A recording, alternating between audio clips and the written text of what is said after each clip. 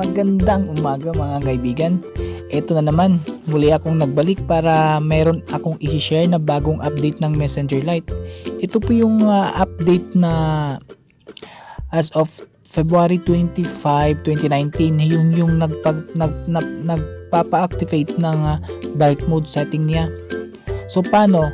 Ito, syempre, ang unang gagawin natin is kung wala ka pang Messenger, edi mag-install ka.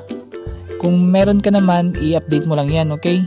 FB Messenger, hindi po yung FB Lite kasi magkaiba yun eh.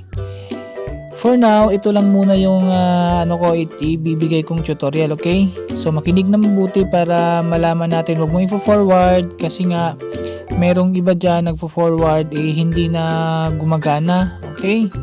So konti lang naman, about 3 to 5 minutes lang naman to, okay? So maghintay lang, patient lang. So ang unang gagawin natin, eto, open mo yung Messenger kung meron ka na. At kung wala ka pa, mag-install ka. Kung hindi pa updated, mag-update ka. So kung okay na, open mo. And then, like for example, ito yung nakikita mo for now.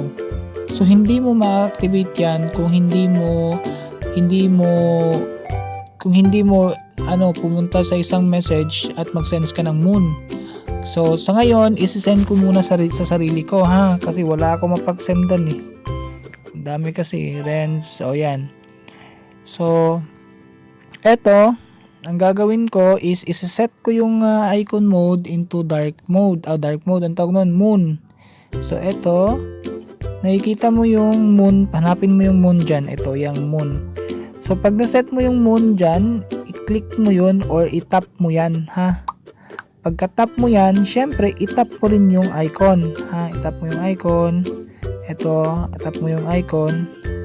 Pagka-tap mo ng icon yan, syempre na-activate na yon yung dark mode. Pag hindi mo na-tap yan, hindi mo makikita yung susunod na option or gagawin.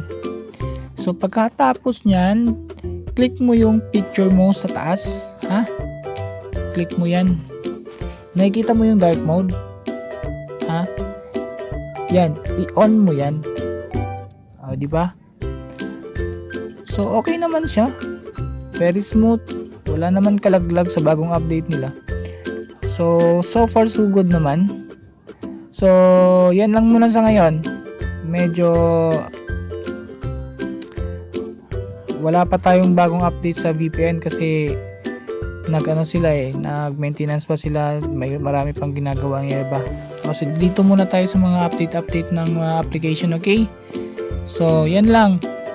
So hit subscribe and notification bell para malaman nyo kung anong ibang i-share ko. Salamat!